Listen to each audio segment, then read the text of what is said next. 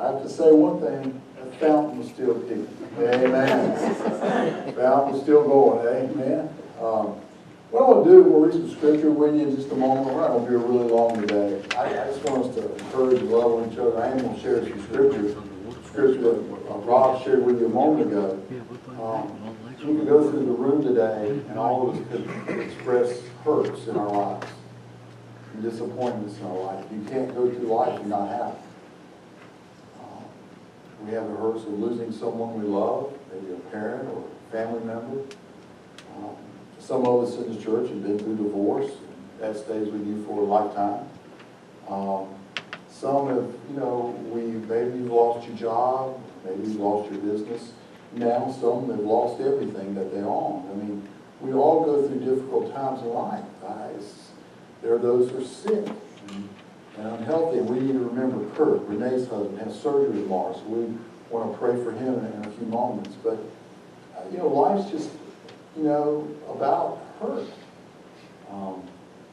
One of the hurts that stays with you forever is your first love. All you guys remember your very first love? When she broke your heart, or he broke your heart, you never forget your first love, And, but those are things that just life. God is faithful. He really is faithful. And, sometimes God blesses by His mighty hand. And maybe sometimes He'll send a brother or sister to comfort you and help you. That was a picture of Sammy cutting trees down in his yard right here at the end. And that was you, wasn't it? Wasn't that Sammy? Was that not Sammy? Yeah, that was you. What was it? That was you, baby. How'd you take that? Yeah. And Rob was there as a blessing. And Sammy's going to share about that in a few moments. But Rob was there with his backhoe to be a real blessing and help Sammy out. You see, that's how God comforts through each other. And that's just a blessing of God. I was thinking while they were singing, before it all happened, that Thursday before the storm, I was down at the beach helping my brother board up his house. Very few people were down there. I think we're the last crazy ones to be down there. And this film crew pulls up from Miami. And they interviewed us, I'm like, wow, this is pretty cool. Had the cameras in our face and mics, man, all the stuff.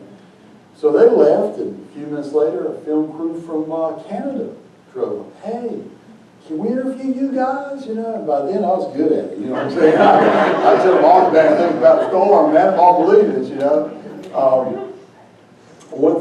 One blessing is, in a way, is it had no TV. I had no internet, so no cable, so I couldn't watch the news. So I had no clue what was going on in the world. That could be a good thing in that. But the Lord did bless us.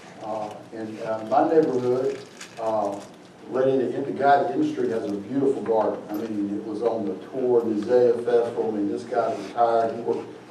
It's gorgeous. I mean, he's in it every day, his wife. And his yard got hit the worst. I mean, all these trees fell and all. Well, my next door neighbor pulled out his chainsaw. And there was another neighbor next to him. She's a single elderly lady, or not an elderly lady, but an older lady. And she left. But she wouldn't be able to get through her front door. So I think we spent all Wednesday going through the neighborhood, cutting up, doing what we could to help people. And he was using the chainsaw, and I'm just dragging the branches. And then my cousin came one day to eat. If you got food, they'll come, amen. And he came, I said, brother, if I'm going to feed you, you're going to have to drag these branches to the road. But God was faithful. It was really good in how He blessed. And so I just want to, if anyone wants to share anything before we read Scripture, and you can share what you want to share right now if you want to, but just something on your heart you want to share, feel free to. Yeah, Sharon and I had some trees down so we couldn't get to the house. And we went up there Tuesday after the storm, and we had to drive through water with my truck and open the door, and the water's an inch from coming in my truck. And he jumped from the truck to the front steps and went upstairs. We had 2 cats in the house still. And we went up there to make sure we could get them some food and everything. We come back home, drove back through the yard, come back to my brother's house is where we stayed. We left Thursday before the storm. And we're planning on going back up there, but 421 got washed out. So in order to get back to the house, we would have to go up to Jacksonville, Ewingville, Kenansville, and come down that way. And luckily, 40 opened up. We tried to get back, and they wouldn't let us come across the bridge. They wouldn't let us come across 40. So we went back to the house and done what you did. We cleaned up my brother's house and cleaned up my niece's house and stuff. Well, we went back up there Tuesday, took the cats some more food and stuff. And we tried to drive through the yard again, but as soon as I dropped the truck off into the yard, the front tire went down, like water, like throwing a rock in water. It just went straight down. So we had to go to Tractor Supply up here and buy some water boots. And it was still almost up to her knees. We got in there and took care of the cat. Come back and talked to Rob Wednesday night about coming over and helping. Got there yesterday morning. The insurance man came and told us what they were and what they weren't going to pay for it, which is kind of depressing. But the house is fine. The house is great. Rob called me and I called him. Well, he didn't get me. I called him back and I told him to come over in about 30 minutes. And he came over with his backhoe. We cleared the area in front of our house so we could get into our driveway to get to our house. Well, my niece lives 1,200 feet behind me in the woods. We cut, and Rob pushed, and we cut and pushed. And we got all the way back to her house yesterday. And if it hadn't been for Rob, we would have never got there yesterday. Yeah, I'd probably been there today, right now, probably cutting trees and stuff, and taking my truck and trying to pull them out of the way to get to her.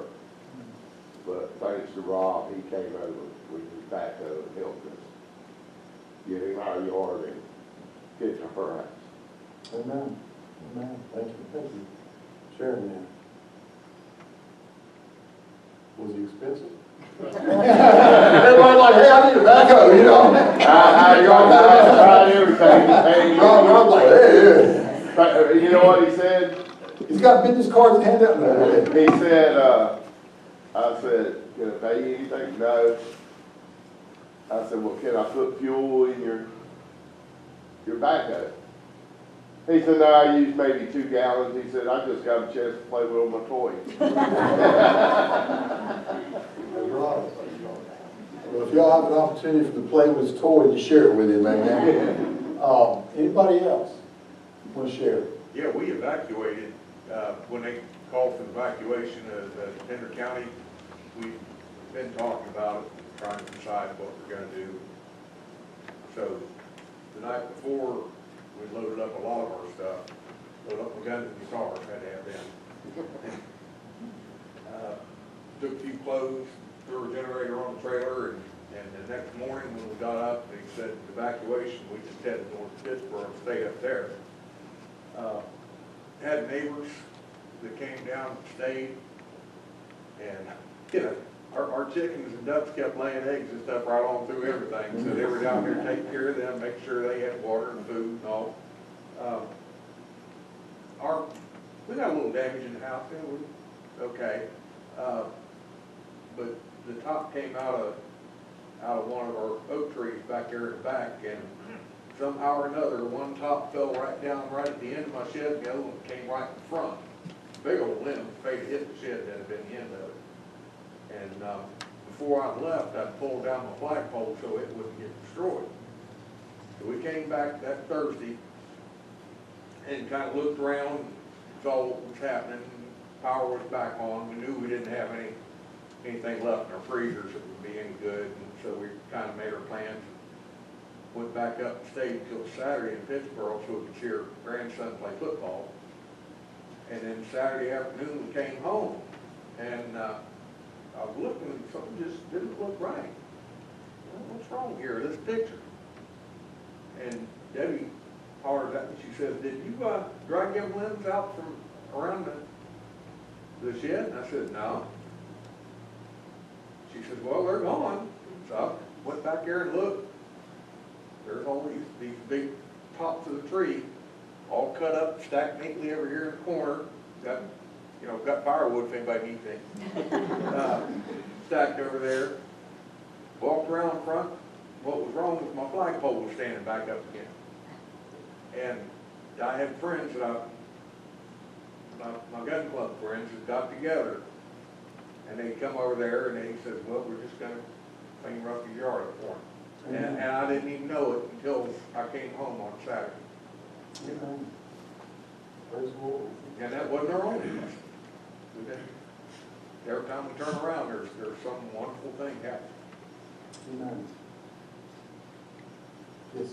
Poor Cicely, she was living on an island the whole 2 weeks. She about went stare crazy. And I told my husband, I said, we have got to get over there before they kill each other. She was had a phone service for a week. Oh, So that did make her go crazy. And when they finally would let you in Reduct Kennedy Road, you couldn't even get through Moortown Road. My husband started down it, and then when the water touched the bunker, he started backing back up. Oh, and the smell.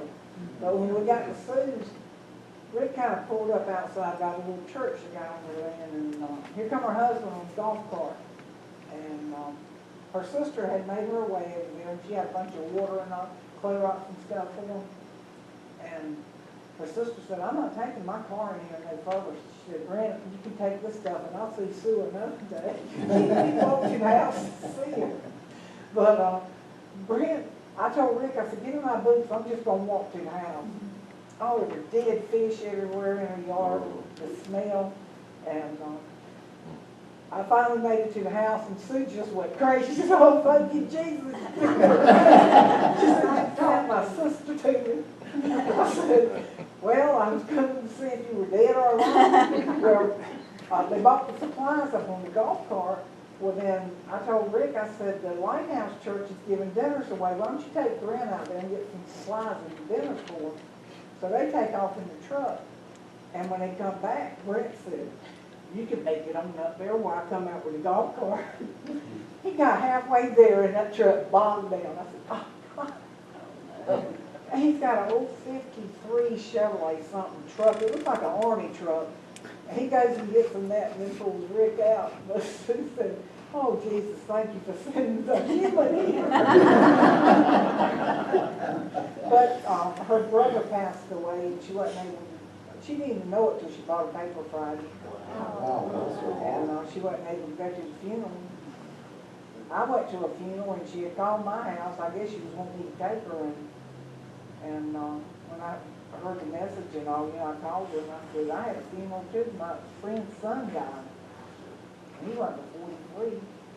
How's she now? She able to get out, or is it better? She can get in and out. Her sister took her she had to get her pain pump filled up. Right? She was in pain. The thing ran out of morphine.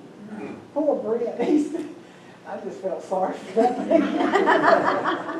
I said, she wanted us to go over there and stay good. I said, no, I'm not getting flooded in with you. I love you.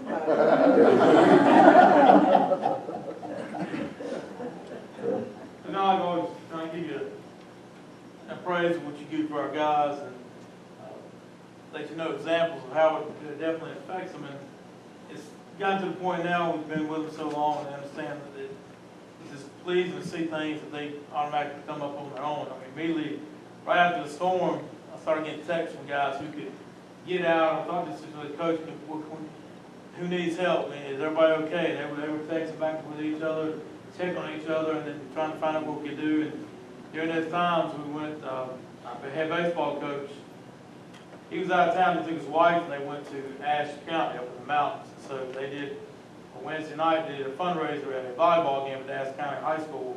And they had a local church donate a 20-foot U-Haul. They filled the thing up, front to back, top to bottom.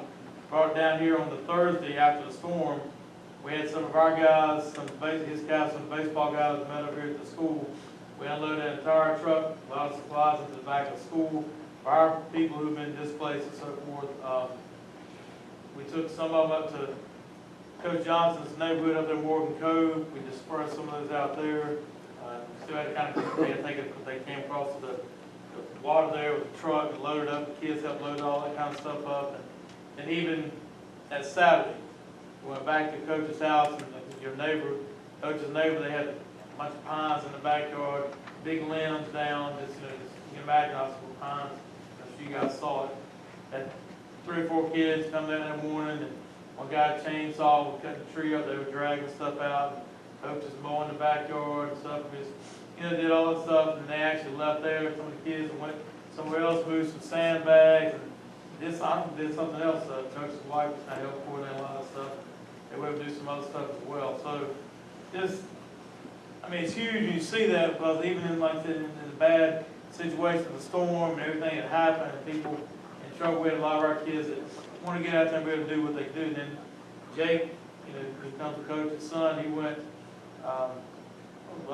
Friday morning, and Friday morning they had a group that met up there right across from Tilbriar and Burgaw, and they unloaded like 100 bales of hay for people that might need different animals, so forth. He helped to do that.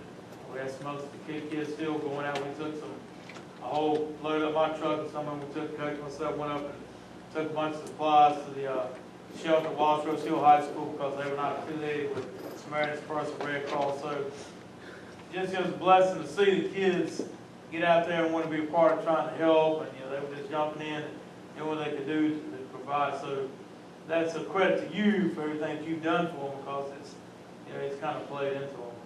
And it's something funny I told Rock through this whole thing. I just kind of take my blood pressure medication in the morning, going, don't think much about it. But I realized last week that I'm about out. So I called Walmart to get it refilled. Well, the one medication, which is like my main medication, so we've discontinued that because they found out it has some cancer-causing ingredients in it. I'm like, well, that's good. It's taking about 5 years. So anyway, I called my doctor, and she said, well, they did it, and they just opened back up. She said, we're open a half day. Once you come down here, we'll do a workup on you. Go ahead and get your new blood pressure medication. I think everything will be fine. So I went down there, and they were doing all the little stuff, whatever, took the blood, like a penny cushion, and she comes back in, she stood there and looked at me. She said, what have you been doing? I'm thinking, oh, I said, I've been working, trying to help people out in the storm, doing stuff. My in-laws were living with us, their house was underwater. I'm thinking my blood pressure was through the roof. And I said, well, how bad is it? She said, no. She said, this is better than it's been in 5 years. He says, this is like 113, like real low. She said, what have you been doing? You been eating different? I said, no. I said, when a hurricane died, I haven't eaten much of anything. Really. And I said, oh, no, I know what it is. She said, what? I said, I hadn't had to stress out about football in 3 years.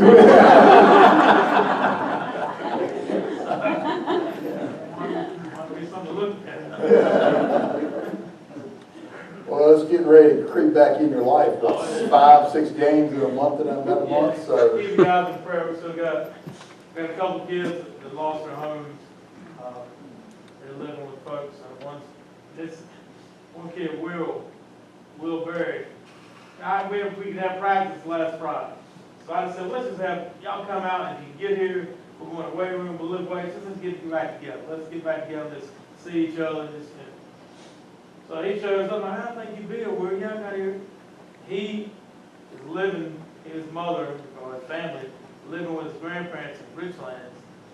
And they drove, got the sponsor to bring all the way from Richlands to school, which at the time, they can't come 53 because it's close. So he went, it's all just about an hour and a half to get here. But he wanted to come and see his other teammates that bad. But Will's house was underwater. It was and Dominic Campbell lived on White Stock, and all the White Stock was underwater. So just be in prayer for those 2 guys. And we'll get back to practice this week. We'll play this Friday night at home against Lejeune. Then we'll play next Friday night at East Carteret. Then it gets a little crazy. Then we'll have 3 games in a week. We'll play Friday night the 12th at East Carteret. Come back. We'll go to Richlands October 16th on a Tuesday night to play them. Then we'll come back home and we'll play Dixon on the 19th. So from the 12th to the 19th, we'll play 3 games. So be in prayer for that too. That'll be, I mean, the kids have a lot of rest, so they should be well rested. Shouldn't be an excuse for being tired. So. Anybody else?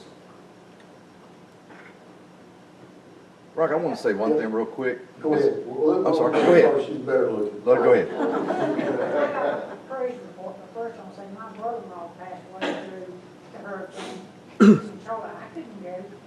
But my praise report was, we were out of church here for 2 weeks. I'm sitting there last Sunday, and I said, well, I can watch it on TV. But you know, I just got this crazy nudge, like, you need to go to church. And I don't know about y'all, I don't like going to a church by yourself when you don't know anybody. So I called up a friend of mine that don't go to church. I've been trying to get her to come here, and I said, you want to go to church? I said, I'm gonna go to a different church this Sunday because I can't get to mine. Well, no, I'll go next Sunday. Well, anyhow. So I said, I thought, okay, you just ain't go. And I just kept getting this nudge. It ain't the same on TV, you need to go. So I got up, and I went ahead and dressed, and I went to Northside. Now, Renee, you would never make it, because you could kill hogs in that place. I moved it, and I was actually cold, and I kept thinking about Renee. You know, they didn't have a whole lot of people there either, so, but it made me appreciate this church so much more.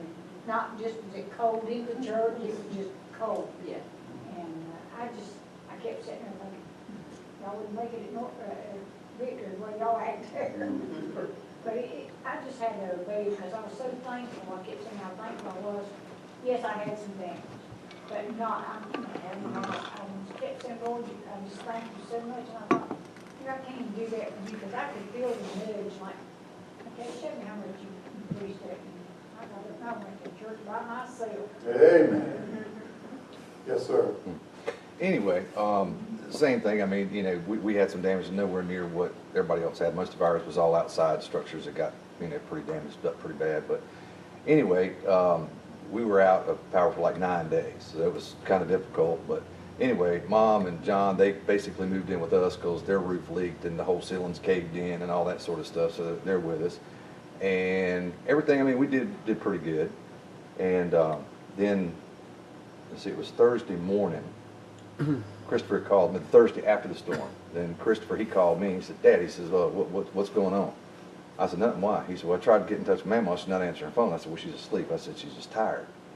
Well, anyway, I know everybody, especially on Wednesday night, knows that we've been praying for Mom's brother. Well, he passed away Thursday morning at 7 o'clock. So anyway, then I'm trying to figure out, because when she wakes up, I'm the one that's got to tell her. So anyway, I told her, and of course, you know, she was really upset and everything. Well, the other part is Mom was the one that basically took care of him. So being that she's taking care of him, she's having to take care of funeral arrangements and everything else. Well, this is when they've closed all the roads, so we can't get out.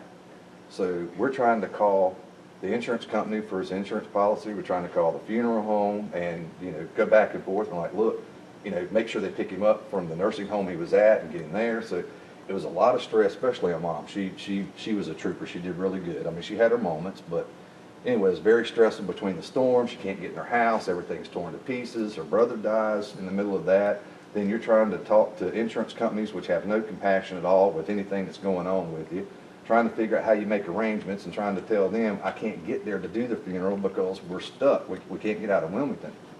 So anyway, it finally worked out. We got that done. One of the things that I was wanting to throw in there too was, even with all the stuff Sammy was talking about, the damage and stuff that those guys had and couldn't even get their house, he still picks up the phone and calls me and says, look, I got a generator. If you guys need it, I'll get it to you if you need one. Well, I mean, I just thought it was nice. I mean, he had so much stuff going on their side of the fence, but still thought of us, you know. In the same way with Wilma, she sent me a text, hey, I want to check on you. And it just makes you feel so good that, I know we're a small church family, but it's so nice knowing that you might not realize it, but even when we're not together, we're always thinking of one another. And it's just like, you know, I told Rocky what had went on with Mom's brother, and Rocky came by, and I know that meant a lot to Mom. But anyway, I just thought it was nice. But anyway, kind of moving on, we finally worked it out where Mom and I were able to leave this past Thursday to go up and do the funeral. Well, while all this stuff was going on, Mom tells me, she said, look, she says, I want you to do the funeral service. Well, I've never done a funeral service before. I mean, I've been to plenty of them. I've seen, you and Brother Matt and how you guys worked it and everything. So I got to thinking, Lord, what do you want me to do? And because Suzanne was like, have you thought about what you're doing? I said, no, not yet. And then all of a sudden, the Lord just gave me that clarity, just like what Wilma said, she felt that nudge. And I just felt like it was a time where, it's going to be just basically family there. There was, I think, one neighbor, but it was all family. And I just felt like the Lord was laying on me was, this is an opportunity where if you're going to do the message, you need to talk about Jesus and salvation, because there's cousins that I don't know and aunts and uncles, I don't know if they're saved or not. I just don't. So anyway, that was what I wanted to do. And so anyway, I got the nudge. I said, well, I'm going to call Mac. I'm going to ask him a question. So anyway, I called him, and, he's typical Mac. Do what the Lord tells you, that sort of thing. And, make it short and sweet. Don't get all into it. Just give it short and sweet and to the point. He said, the Lord's going to do the rest for you. So anyway, it was nice. But anyway, still didn't know what I was going to do. So we're leaving Thursday morning. We're getting up like 6:30 Thursday morning to head to Virginia. And I'm up at 2:15 in the morning writing this thing. But anyway, we got there, we did it, and I read over a couple times what I typed up. Still really didn't, it's kind of like you kind of write an outline, but you really don't know exactly what you're going to say. So anyway, got to the funeral, and I think everyone else was just as surprised as me as, you're doing the funeral? So the thing that was really neat was our family up there are close, but not super close. And I've got one particular cousin. It didn't dawn on me until afterwards. He's probably, Mom, how much younger is Bruce than I am? About 8 years. Okay. His mother's died. His father's died. He had a brother and sister, and they both died. So young man's by himself. Gave the message, and I did the invitation. I said, unfortunately, our Uncle John's gone.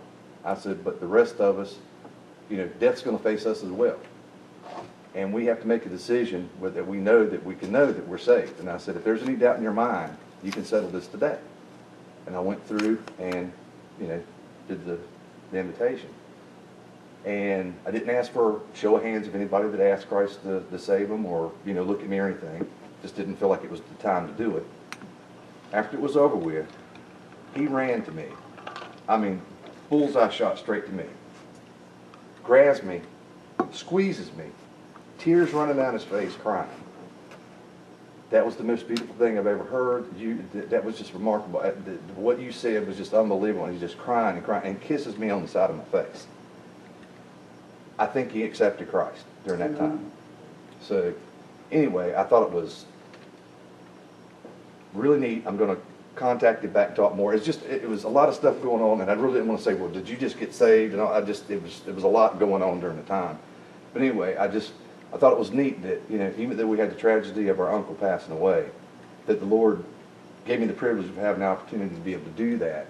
So even if one got saved, the Lord got glorified for that. Right. So anyway, turning an albatross into something that, had the angels rejoicing, He always turns something bad into something good, amen? Let me read some scripture, and then, today, it's our day to celebrate the football team, and Al was coming and all those things. We will do something sometime between now and November for the guys. We'll cook a meal for them and have them here, have a special Sunday. Whether we have a special speaker or not, I don't know. But I feel like we still need to do something one Sunday for the staff and for all those kids. I'm not going to give the devil a victory over that. That's part of who we are and what we do right now. So as once we kind of catch our breath and they get back in the groove of things, we'll figure out something and let you know that. I want to read a couple verses. Rob alluded to them earlier. They're found in 2 Corinthians chapter 1. It says this: Blessed be the God and Father of our Lord Jesus Christ, the Father of sympathy, pity, and mercy, and the God who is the source of every comfort, consolation, and encouragement. I think we always should bless God. Even in the midst of a storm, we should bless Him. It's easy to bless Him when things are good. Because when things are difficult, it's really when we should bless him. If we love him with all of our heart, soul, mind, and strength, that's when you bless him. And he comforts us in our difficult times. He brings consolation and encouragement. Who comforts, consoles, and encourages us in every trouble, calamity, and affliction. And we've really gone through a calamity over the last week, 2 weeks. So that we may also be able to comfort, console, and encourage those who are in any kind of trouble or distress. With the comfort, consolation, and encouragement with which we ourselves are comforted, consoled, and encouraged by God.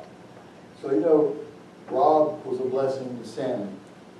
You know, Sammy's getting older, he's not getting any younger. So for Amen. Rob to go out there and do what Rob did yesterday was Rob, and Rob's been through some stuff like that in his own property and stuff. He had to be a blessing to someone else. It was a blessing to see these people come down here to be a blessing and help those. I mean, one of the things about storms and about America, if you think about it, when something like that happens in the world, who's the first country there to help? America. There's something about Americans that we care about each other. We put all the other stuff aside. And I'm grateful for those who've come to comfort. And in the days to come, think about it. We as a church, real quick, Frank called me the other day and said, man, I got some friends who are bringing a tractor trailer load of diapers and water and food and stuff. Can we put it at the church? Well, I would have loved to have had it out here that we could have ministered to people, but you couldn't get in. The National Guard wouldn't let you in. But I promise you over the next couple of days and weeks, God may give you the opportunity, whether it's financially or cook something for somebody or help someone. In the midst of the storm, I went across from my neighbor's house. I gave him a ride. He's going to come speak one Sunday. He was born in Cuba. He, at one time, was head of the physics department of UNCW, and he still teaches physics there at UNCW. I'm just excited to hear a little bit about physics. Amen. He's going to talk about physics and Christianity and science and Christianity. But I took Alex to the store, had taken him to the bank and different things, and we had a chance to talk. I cut some of the branches that I could out of his driveway. Well, that night, his wife, Mary, brought over to us a plate of beans and filet mignon, and that was good. So you keep feeding me filet mignon, I'll get the rest of your branches out of the driveway. But no, you know, you just do what you can do when you can. So you may have the opportunity to do that. So. Before we close in prayer today, and I'm not going to make this real long, you guys know Dave's Rob's last Sunday with us. I'm sure, like most of you, I'm sad to see him go. He's been a dear friend and a brother. I always get tickled at his silly jokes that only he laughs at. I'll miss that. Amen. Never knows he says a joke, he laughs, and no one else did. And y'all have learned over 4 years to laugh with him. You know, you felt bad when he laughed by himself. But I just want to share this from my heart. What he is really, truly, what he did for Sammy is Rob's heart. Rob he is the example of a servant of God. If someone, and many of you don't know and you haven't seen the sacrifice he's made, not only for this church, but for people in this church. And if he sees that there's somebody in need and he can help, Rob is there. What a blessing he's been. And I've been here going on 20 years, and I honestly say, not to blow his head up or anything, but I think he's the best music person we ever had. And so he's going to be missed. But God, you know, God's leading in a different direction. God's leading him down a path. So we're going to pray for him in just a moment and pray that God leads him where he wants him to go. We're going to ask him to go out there and stand so we can hug on him and love on him in just a few minutes. But brother, we love you. I mean, seriously, from the bottom of my heart, you have truly been a joy and a blessing to all of us. You have cared about the music we sing on Sunday morning. He has tried to find a song that everybody would enjoy, whether it was contemporary, whether it was gospel, whether it was a hymn. He tried to find something that ministered to everybody. And I will always be very grateful for that. Enjoy the times we shared and talked football and those things. None of that will change. He's my brother in Christ. But I'm just grateful for the day the Lord brought him here and what a blessing he's been to all of us. So you keep praying for him. And I just want you to come up here, man. We got a little something to give you. Ain't much, but appreciate your love and your service, man. Seriously. I love you, boy.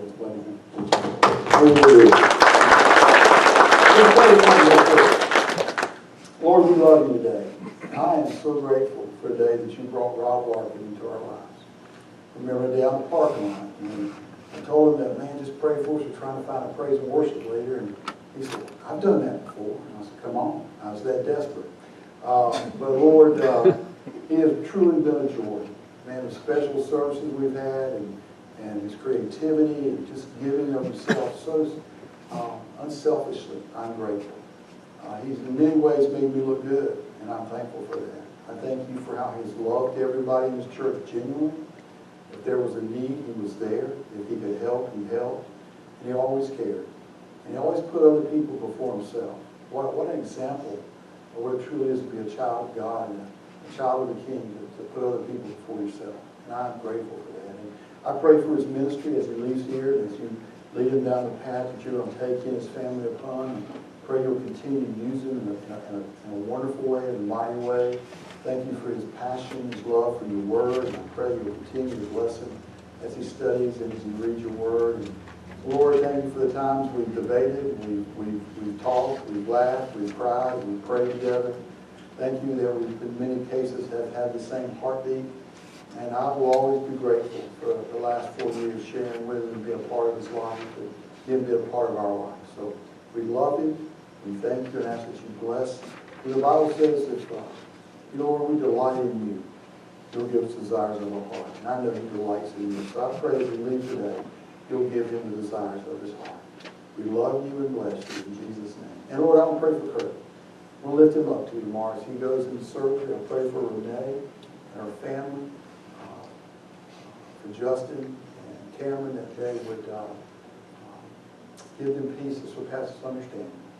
And I pray that you will just be with Kurt tomorrow. Not only speak maybe through the doctors, bring healing and the issues he has with his arteries. I pray you will fix that. But Lord, I just pray for him in a spiritual way. That God, you'll speak to his heart in a very special, special way. That you'll answer the prayers that many people have laid before the throne of grace. So Lord, we love you, we adore you, we give you all the praise and all the glory. And we bless you. We really, truly bless you. In Jesus' name. Amen. All right, brother, go and stand out there, man.